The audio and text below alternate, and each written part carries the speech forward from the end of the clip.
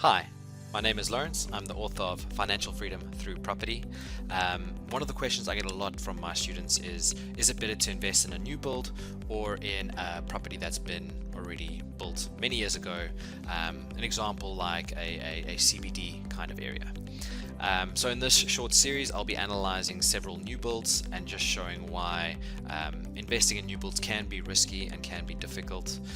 If you haven't already, please subscribe, click the notification button, join this tribe. I'll be sharing, as I always do, weekly updates and weekly videos, so make sure that you don't miss out on everything property related in the South African market.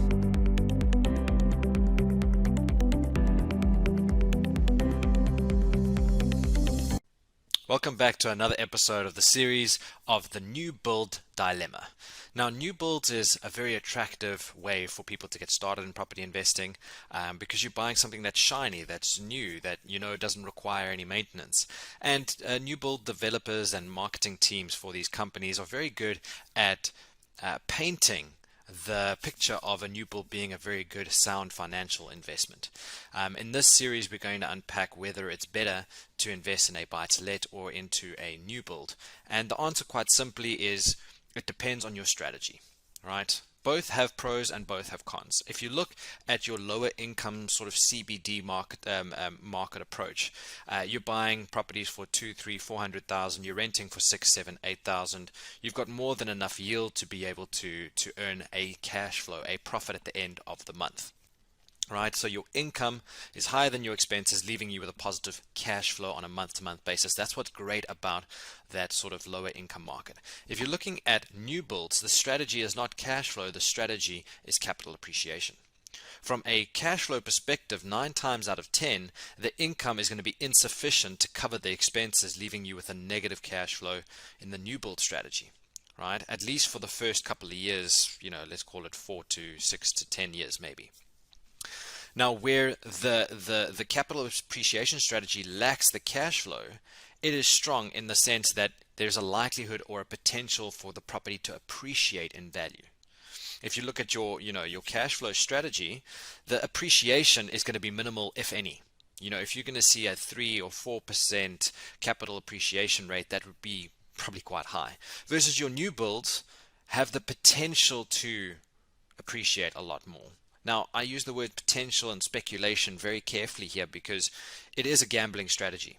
As much as a developer will tell you that the property is going to appreciate by 8 or 10%, or an estate agent might say that to try and convince you to make a buying decision, the reality is no one knows. And for me, that's why I've chosen the cash flow strategy and avoided the new build strategy, because I don't believe in that methodology. Right, the cash flow strategy, it's about income being greater than expenses. You can predict it, you can plan for it, you get that passive annuity income. The new build strategy works well if you're happy to lose money on a month-to-month basis, but you believe enough in the area that it will appreciate over time. So let's jump into a live example, and I'll take you through how I see a new build investment. Okay, we're looking at iGrow Wealth Investments. As I've mentioned, I mean no disrespect with any of my reviews, and I'm not being paid or affiliated with any specific development company. I'm purely doing this video as a way to share my knowledge and my experience and my opinion on new build investments. So I mean no disrespect to iWealth or iGrow Investments. So the deal today, or the opportunity we're looking at, is Lombardy, Meandor in Pretoria East. Selling from 7,200, rental of 5.5, 5.8, gross yield of 8%. So we're starting to see a trend. If you've watched any of the other parts of the series of other new builds, it's a very common story. You get a gross yield of 8 to 12%. It's okay. You're definitely not going to have a cash flow positive position on a month-to-month basis unless there are no levies and the rental assist is in play, which usually it is, but that's only for year 1. And then you have to take a bet as to whether you believe that this will be a area that will appreciate in value or not. Because if it's not going to appreciate, you're not making use of the Section 13(6) Act, then buying into a new build really doesn't make sense. Okay, so all bond and transfer fees included, 100% financing, rental assist. So they're going to try and make it work for year 1, but probably won't work from that point onwards on a month-to-month basis. ROI of 11%. Let's see. Okay, Victoria. I wonder if they've actually built the new build yet, because they're only showing pictures of Victoria. They're not showing pictures of the new build. Oh, okay, yeah, you can see that this is a mock-up. So it hasn't been built yet. We might have the opportunity to get into phase 1, which maybe means we get a bit of a discount or have a better chance at getting that appreciation. Okay, so rental. Let's look at the actual numbers. Oh, there's not a lot of detail here. Okay, well, let's just assume that your rental is going to be 5.5 for 720,000 Rand purchase, which basically means that 5,800 will maybe cover your bond, maybe, depending on the interest rate you get.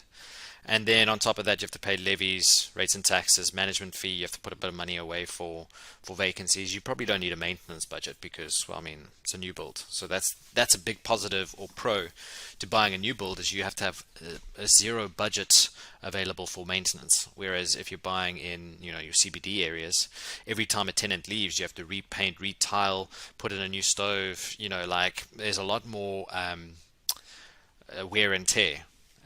So yeah, it looks like an okay deal. I mean, you're looking at 8 to 11% gross yield. You just need to know what you're buying, right? You're not buying something that's going to bring you a passive income on a month-to-month basis. It's going to require you to put money in, and hopefully after a couple of years it's appreciated and your return is substantive. I would, if you're okay with taking the risk. And what I mean by risk is you're okay working with maybe some delinquent tenants. I would rather go to CBD, where you can get a managing agent to pretty much do and run everything for you. So it's not like you have to sit there and hustle to get your tenants to pay you. There's processes and there's teams in place. Versus, a new build where I just don't think you're going to get the return that you're looking for. So yeah, please remember to click subscribe. Click that little notification button so that every time a new video pops up, you get a mention, or you get let know. And please like, share, send this to as many friends and family as possible. I love sharing my knowledge. I love giving my opinion and experience, and hopefully this has helped you make a bit of a wise property decision. When I started in property, I bought the first thing that the estate agent convinced me was a good deal, and it ended up being a really bad deal. And when you make a property mistake, it's usually a big one, because property is such an expensive asset class. So please go check out my other videos if you're interested in finding out how to analyze a deal and make sure that you're doing a sound property investment as your first deal, instead of falling for the first time buyer's trap. Until next time, happy investing.